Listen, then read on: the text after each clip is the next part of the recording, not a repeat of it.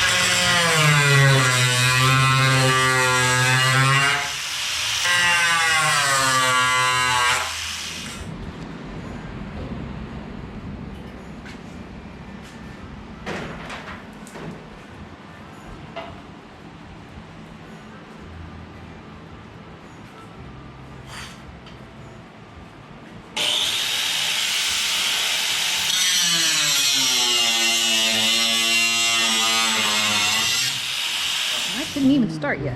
All right, now go. Got most of the quarter off the Chevelle.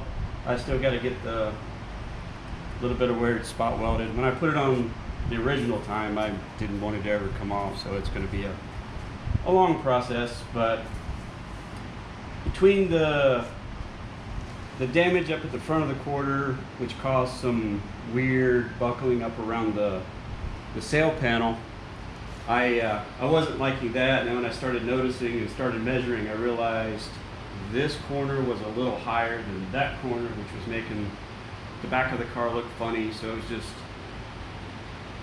kind of a three strikes you're out thing, and I just figured the easiest thing to do would be just start from scratch. And I got a new quarter on the way from AMD.